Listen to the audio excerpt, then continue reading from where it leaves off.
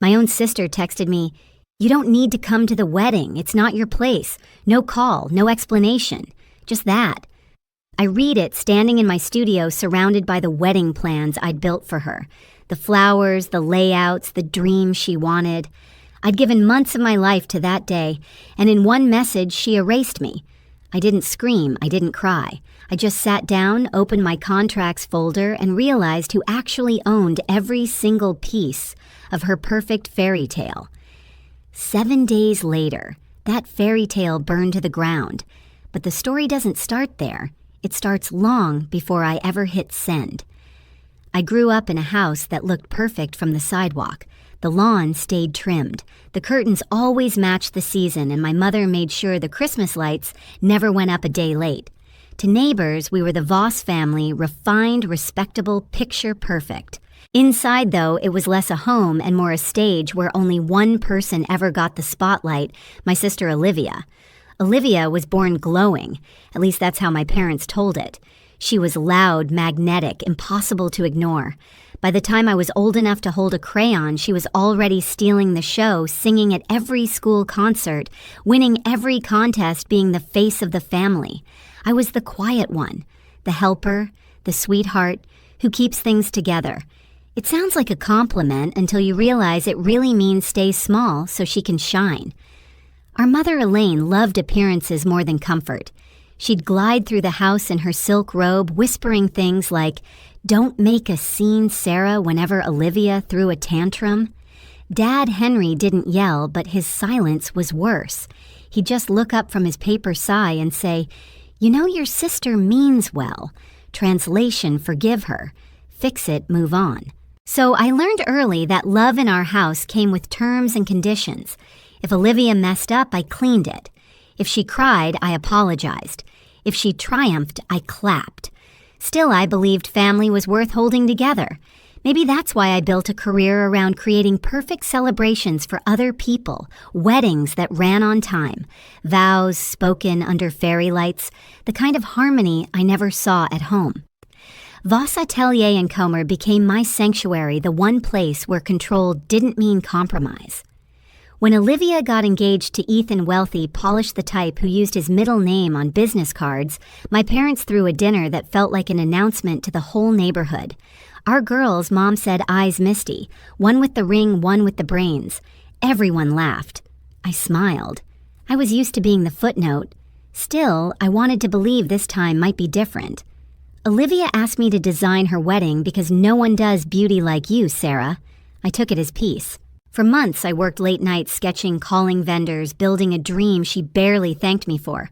Every decision passed through her. Every change came last minute. I told myself it was love. I told myself it would mean something. But it wasn't love. It was habit. A lifetime of trying to earn a seat at a table where my name was always on the wrong place card. Looking back, the signs were all there, the small dismissals, the invisible lines drawn around me. I just didn't see how deep they ran until the day my own family decided I didn't belong in the picture at all. The first crack didn't sound like thunder. It came in a text message that buzzed across my desk late one night while I was revising her seating chart. "Hey," Olivia wrote, "can you cover the florist's balance?" The invoice came higher than expected. No greeting, no thank you. Just an order disguised as a favor. I stared at the screen for a long moment, the cursor blinking beside her name. I'd already paid the deposit. That was my gift.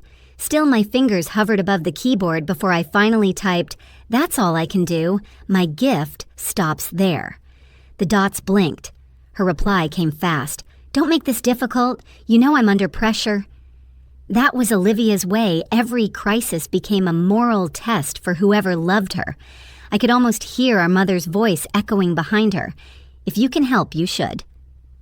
The next morning, I found Mom sitting at the kitchen counter, robe tied perfectly, spoon-tapping her coffee cup. I asked softly, "Did Olivia tell you she wants me to pay more?"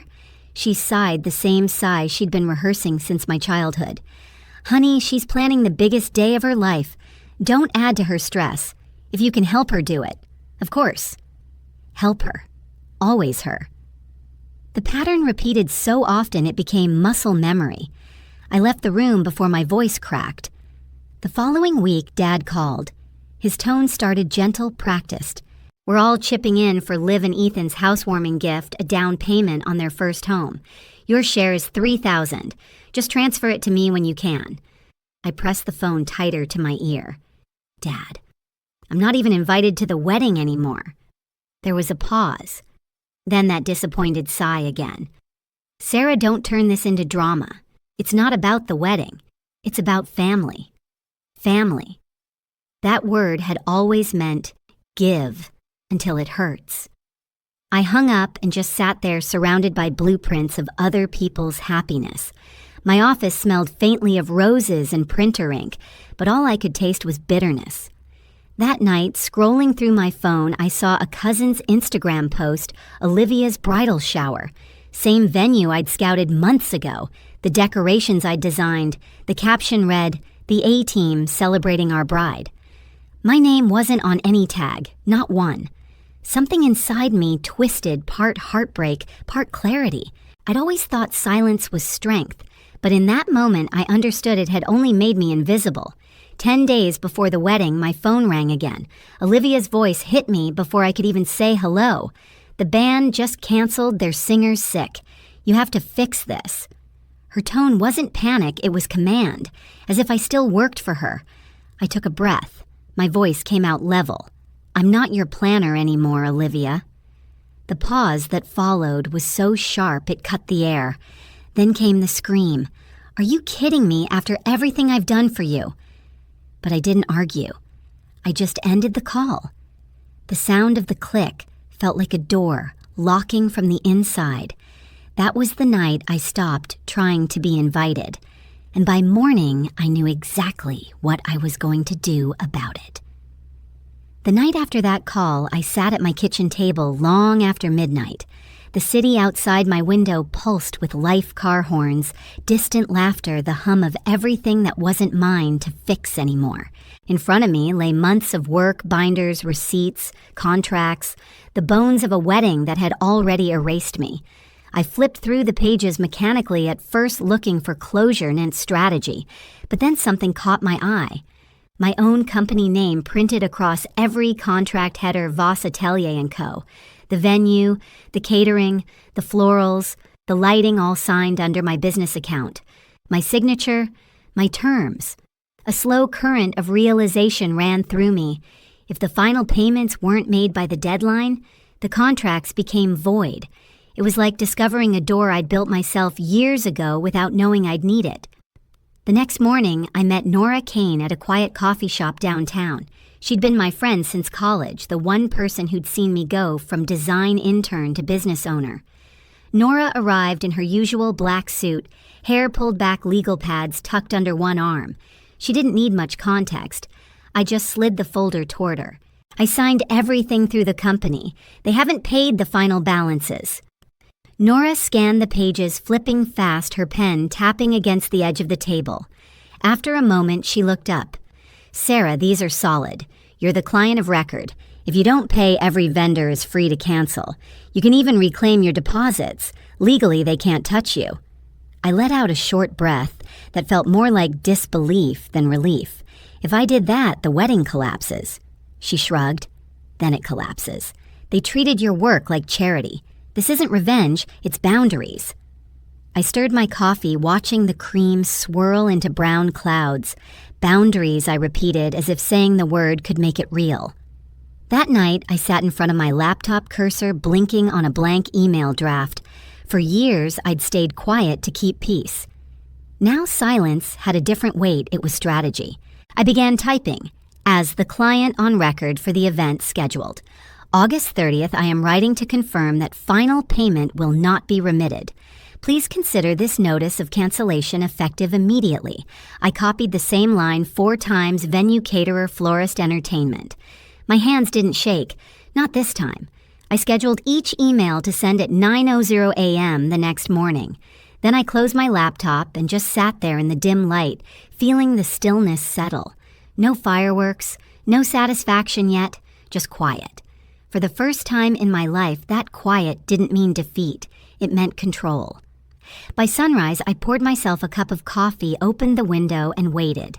At exactly 9:00 a.m., 4 little whooshes of sound broke the silence email sent. By noon, every lie they'd built would begin to fall apart. At first, there was nothing, just the sound of my coffee machine hissing and the faint city noise below my apartment window. Then noon struck and the world on the other side of my phone began to unravel. I didn't have to be there to know how it happened. I could see it in my mind frame by frame, as if the universe had decided to show me what silence could do.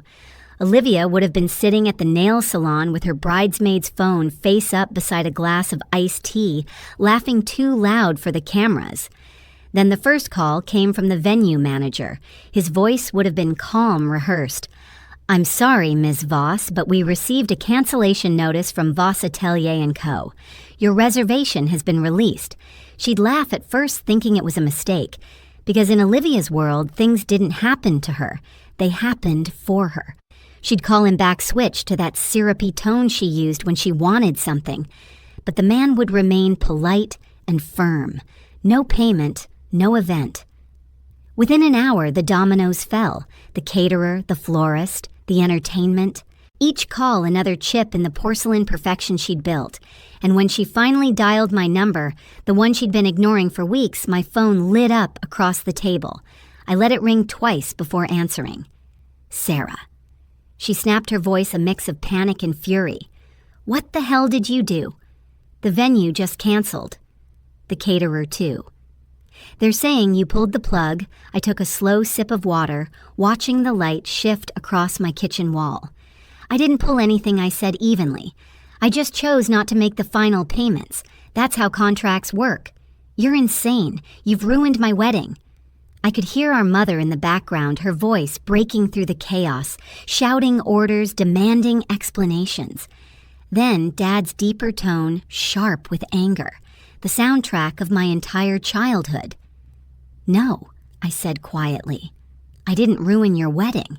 You did when you decided I wasn't worth a seat at it." There was silence on the line, the kind that hums. Then Olivia's voice cracked shrill now. "Do you even realize what you've done? Guests are flying in. Ethan's family is already here." And yet somehow I said, my voice finally sharpening, "There was no room for me." She sucked in a breath that sounded more like a sob. "You're pathetic, Sarah. You've always been jealous. You'll die alone in that little office with your contracts and your spreadsheets." The words should have cut. They used to. But all I felt was an odd kind of calm, like standing in the eye of a storm I'd survived too many times before. Maybe I said softly, "But at least I'll never beg people to love me while I'm destroying them." The line went silent again. No screaming this time, just breathing. Then a click. For a moment, I thought that was it. But it wasn't. 10 minutes later, my phone exploded. Mom, Dad. Unknown numbers from the venue and catering company, each trying to drag me back into the chaos. I didn't answer.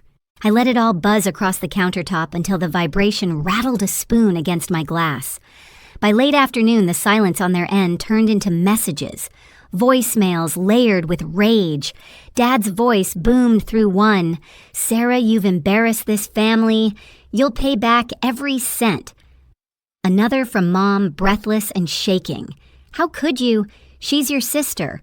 Fix this, please just fix it." I deleted each one without listening all the way through. The next day I went for a walk along the river.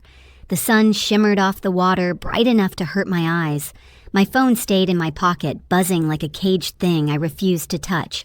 Every missed call was another reminder the disaster was unfolding exactly as it needed to. That evening, Nora called.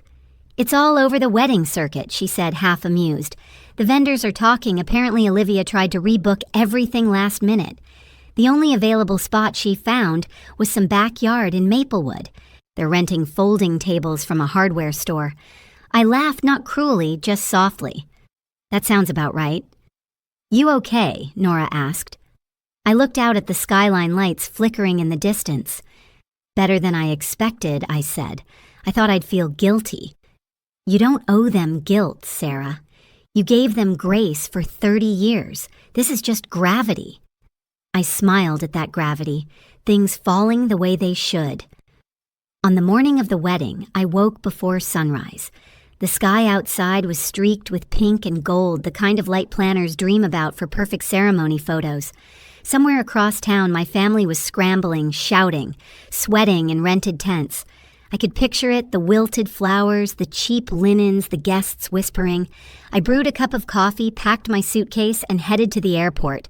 While security checked my ticket, my phone buzzed again, this time a text from Dad. "Sarah, please. Olivia's devastated. Just come. We'll fix it." I typed one word back, "No," then powered off my phone for good. As the plane lifted into the air, I looked out the window. Below me, the city shimmered under the morning sun, beautiful, distant, finally quiet. I didn't need to destroy them. All I'd done was step away, and without me holding everything up, the whole facade crumbled on its own. By the time my plane touched down in Honolulu, the chaos had already turned to silence. I turned my phone back on, and for a few seconds, it lit up like fireworks texts, stacked one after another. "You have to call us. She's hysterical. This is on you." Then nothing. No more rings, no more guilt pulling me by the throat. Just the sound of ocean wind outside the terminal and my own heartbeat slowing down for the first time in years. I checked into a small seaside hotel, the kind with salt-stained windows and the faint smell of sunscreen baked into the walls. The air was warm, alive. I kicked off my shoes, opened the balcony door, and stood there watching the waves fold into each other. For so long, I'd built other people's perfect days, polished, symmetrical, camera-ready. But this uneven horizon, this quiet, was mine. 2 days later, Nora called. Her voice was dry, half amused. "They actually went through with it," she said.